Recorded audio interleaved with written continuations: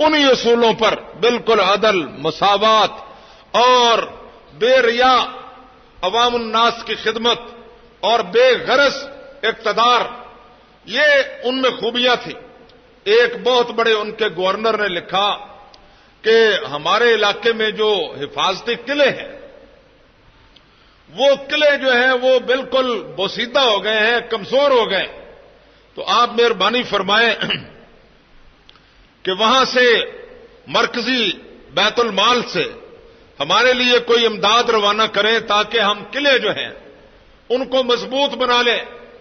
حضرت عمر بن عبدالعزیز رحمۃ اللہ علیہ نے ان کو خط لکھا، ان کو لکھا کہ سرے دست تم ان قلعوں کو رہنے دو، ابھی تم یہ کام کرو کہ لوگوں کے کردار اور سیرت کے قلعے تعمیر کرو، اور اگر لوگوں کی قوم کی کردار اور سیرت کی تعمیر تم نے کر دی تو ان قلعوں کی حفاظت کی تمہیں کوئی ضرورت ہی باقی نہیں رہے گی۔ اے کاش کبھی ہمارے حکمران بھی اس طرح سوچتے۔ ہم نے یوم آزادی کل منایا ہے، ہمیشہ ہم اسی طرح مناتے ہیں، میں نے کبھی زیادہ اس بات کا تذکرہ نہیں کیا، لیکن کیوں گردش مدام سے گھبرا نہ جائے دل، انسان ہوں پیالہ و ساگر نہیں ہوں میں۔ جو آزادی کے نام پر طوفان بدتمیزی اور ہنگامے بد اخلاقی ہم برپا کرتے ہیں، جس کے ساتھ میں سمجھتا ہوں کہ اگر اس کو کوئی کفار بھی دیکھے تو وہ جو اقبال نے کہا تھا وہ بالکل بجا نظر آئے گا کہ ہے یہ شور کہ ہو گئے مسلمان نابود، ہے یہ شور کہ ہو گئے مسلمان نابود، ہم یہ کہتے ہیں کہ تھے بھی کہیں موجود، وضع میں تم ہو نصارہ اور تمدن میں ہنود، یہ مسلمان ہیں جنہیں دیکھ کے شرمائے یہود، تم مرزا بھی ہو، سید بھی ہو، افغان بھی ہو اور سبھی کچھ ہو، یہ بتاؤ مسلمان بھی ہو۔ آزادی انہوں نے، آپ یوم آزادی مناتے ہوئے لوگوں کو دیکھیں، ایسے معلوم ہوتا ہے کہ ان لوگوں نے نہ تو انگریزوں سے آزادی حاصل کی ہے، نہ ان کو معاشی آزادی ملی ہے، نہ اقتصادی آزادی ملی ہے، نہ جمہوری آزادی ملی ہے، نہ اور کوئی ان کو آزادی نصیب ہوئی ہے۔ انہوں نے یہ آزادی حاصل کرنے کا مطلب یہ سمجھا ہے کہ ہم نے اسلامی اخلاق سے آزادی حاصل کر لی ہے، ہم نے رسول اللہ کی سیرت اور کردار سے آزادی حاصل کر لی ہے، اور ہم نے بالکل کوئی پرواہ نہیں ہے ان کو آزادی یوم آزادی مناتے ہوئے کہ بھئی ہم مسلمان ہیں، لا الہ الا اللہ محمد رسول اللہ پڑھتے ہیں، کچھ اسلامی اخلاق کا ہی ہم خیال کر لیں اور کچھ اسلامی حقوق العباد جو ہیں، انسانیت کے جو حقوق ہیں کم از کم ان کو ہی پیش نظر رکھیں، اور کچھ بڑوں کا چھوٹوں کا کوئی ادب، کوئی احترام، کوئی عورتوں کی حیا اور شرم کوئی نہیں۔ بڑے ہیں تو وہ بھی اسی رو میں چل رہے ہیں، نوجوان ہیں تو وہ بھی، اور عورتیں ہیں تو وہ بھی، سارے پردے حیا و شرم اتار کر پتہ ہے سب کو کہ آج سڑکوں پر، پارکوں میں، ہر جگہ طوفان بدتمیزی اور آوازیں کسے جائیں گے۔ یہ اخلاقیات ہیں قوم کی۔ جو مسلمان کسی راہ جاتی عورت یا بہو یا بیٹی یا ماں پر آوازیں کستا ہے، مجھے بتائیں کہ وہ مسلمان ہو سکتا ہے؟ اس میں کوئی اللہ کی رسول کی کوئی شرم ہے؟ یہ اخلاقیات جو ہیں تم نے اس کا بیڑا تباہ کر دیا۔ تم سمجھتے ہو کہ سڑکیں بنانے سے قوم بن سکتی ہے، یا پلازے کھڑے کرنے سے قوم بن سکتی ہے، یا ایٹم بم بنانے سے قوم بن سکتی ہے؟ قومیں ان چیزوں سے نہیں بنتی ہیں، قومیں کردار کی تعمیر سے بنتی ہیں، سیرت کی تعمیر سے بنتی ہیں، اخلاقیات کی تعمیر سے بنتی ہیں۔ لیکن ان حکمرانوں نے جو بھی آیا، ایک سے ایک بڑھ کر، ایک بے ایمان جاتا ہے دوسرا اس سے بڑا آ جاتا ہے، دوسرا جاتا ہے تیسرا اس سے بڑا آ جاتا ہے، تیسرا جاتا ہے چوتھا اس سے بڑا آ جاتا ہے۔ آج تک ہماری قوم کی حالت یہ ہے کہ جیسے کسی نے کہا سحر شب گزشت شب آمد و سحر نشد، یعنی شام چلی گئی تھی اور پھر شام آ گئی ہے مگر سحر نمودار نہیں ہوئی۔ وہ حالت ہے ہماری، ایک جاتا ہے دوسرا آ جاتا ہے، دوسرا، چہرے بدلتے ہیں، کبھی آج تک نظام نہیں بدلا ہے۔ کسی حکمران نے فحاشی، عیاشی، بدماشی اور ان چیزوں کی طرف اور قوم کے کردار اور سیرت کی تعمیر کرنے کی طرف توجہ نہیں دی ہے جو امام کائنات حضرت محمد رسول اللہ صلی اللہ علیہ وسلم کی طرف سے اور اللہ کی طرف سے ہماری ڈیوٹی تھی۔ اسی لیے اقبال جب گئے روضہ رسول پر تو انہوں نے اس منظر کو خود اپنے طور پر پیش کیا، اپنا نام نہیں لیا ہے، اور انہوں نے کہا کہ کل ایک شوریدہ خواب گاہے نبی پہ رو رو کے کہہ رہا تھا، کل ایک شوریدہ خواب گاہے نبی پہ رو رو کے کہہ رہا تھا کہ مصر و ہندوستان کے مسلم بنائے ملت مٹا رہے ہیں۔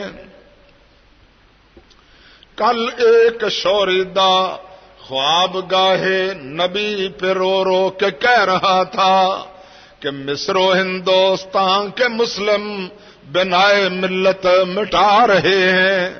غضب ہیں یہ راہبران خود بھی، خدا تیری قوم کو بچائے۔ غضب ہے یہ راہبران خود بھی، خدا تیری قوم کو بچائے۔ بگاڑ کر تیرے مسلموں کو یہ اپنی عزت بنا رہے ہیں۔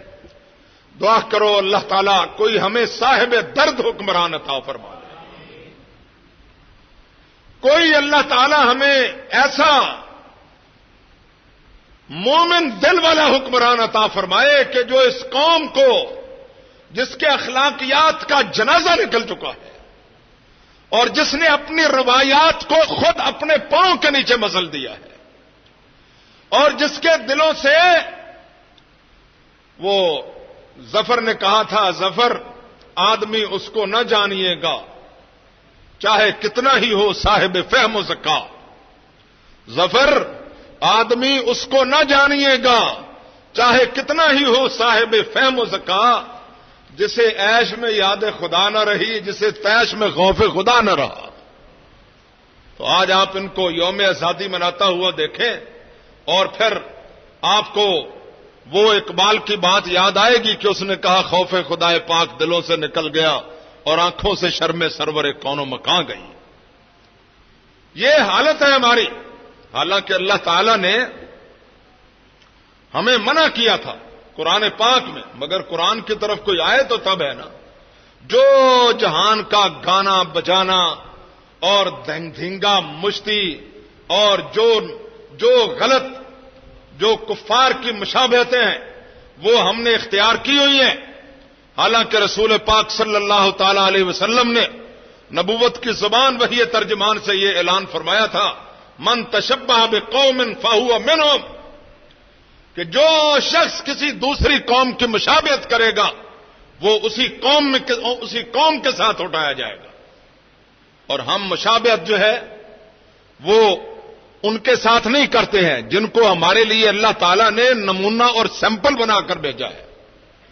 فرمایا لقد کان لکم فی رسول اللہ اسوۃ حسنہ، تمہارے لیے میں نے سیمپل اور نمونہ اور بہترین اسوہ اپنے پیغمبر محمد رسول اللہ صلی اللہ تعالی علیہ وسلم کو بنایا ہے۔ مجھے بتائیں کہ حضور علیہ الصلوۃ والسلام ہمارے لیے نمونہ ہے کہ نہیں ہے؟ ہمارے لیے سیمپل ہے کہ نہیں ہے؟ ہمارے لیے اللہ تعالی کی بارگاہ میں اس کا مقبول اور مقرب بننے کے لیے کسوٹی یا معیار ہے کہ نہیں ہے؟ زبان سے ہم مانتے ہیں، لیکن جب ان کی یاد کو بھی مناتے ہیں تو صرف مناتے ہیں، یاد ان کی مناتے ہیں، میلاد مناتے ہیں، ان کی یاد مناتے ہیں، میلاد مناتے ہیں، مگر ان کی سیرت و کردار کو اپناتے نہیں ہیں۔ اسی طرح ہر معاملے میں پاکستان کی یوم آزادی بھی مناتے ہیں، یوم پاکستان بھی مناتے ہیں، مگر پاکستان بننے کے جو مقاصد ہیں ان کو ہم خود اپنے پیروں کے نیچے روند رہے ہیں۔ لاکھوں مسلمانوں کی قربانیوں کا ہم مذاق اڑا رہے ہیں، اور بارڈر پر وہاں ہندوستان اور پاکستان کا مشترکہ یوم آزادی منا رہے ہیں، اور وہ ہنس راج ہنس وہ گانے گاتا ہے اور اس طرح مسلمانوں کے عقیدہ توحید یعنی لا الہ الا اللہ. کیا عقیدہ ہے مسلمانوں کا؟ مسلمانوں کا عقیدہ کیا ہے؟ لا الہ الا اللہ. یہ پوچھو حضرت سلطان باؤ رحمت اللہ علیہ سے، انہوں نے کہا اس کا مطلب کیا ہے؟ یقین دانم دری عالم کہ لا معبود الا ہو. یقین دانم دری عالم کہ لا معبود الا ہو. میں نے پورے یقین سے جان لیا ہے کہ ساری کائنات میں اللہ کے علاوہ اور معبود کوئی بھی نہیں ہے. ولا مقصودہ فی الکونین ولا مسجود الا ہو. نہ ساری کائنات میں ایک مسلمان کے لیے اس کا اور کوئی مقصود و مطلوب ہے، اور نہ ہی اس اللہ کے علاوہ کوئی سجدے کے لائق ہے. یقین دانم دری عالم کہ لا معبود الا ہو ولا مقصود فی الکونین ولا مسجود الا ہو. الف اللہ چمبے دی بوٹی میرے من وچ مرشد لائی ہو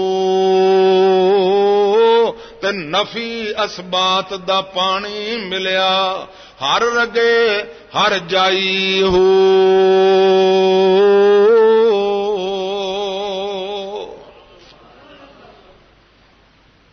یہ کون سی بوٹی لگائی ہے اور مرشد کون ہے؟ حضرت محمد الرسول اللہ صلی اللہ تعالی علیہ وسلم. اور انہوں نے شجر کون سا لگایا ہے؟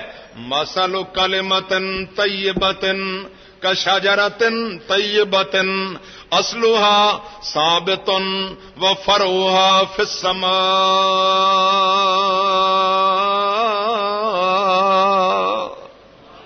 اللہ تعالیٰ فرماتے ہیں یہ جو کلمہ توحید ہے لا الہ الا اللہ، یہ کلمہ توحید جو ہے اللہ تعالیٰ فرما رہے ہیں یہ ایسا کلمہ ہے، اس کی مثال ایسے درخت کی ہے کہ ساری کائنات کی آندیاں چلتی رہیں، ساری کائنات کے طوفان آتے رہیں، ساری کائنات کے جھکڑ کر چلتے رہیں، ساری دنیا اس درخت کو مل کر اکھاڑنے میں لگی رہے، ایک طرف ہو جائے، مگر یہ درخت وہ ہے اس کی جڑیں زمین میں ہیں، اس کی شاخیں آسمان میں ہے.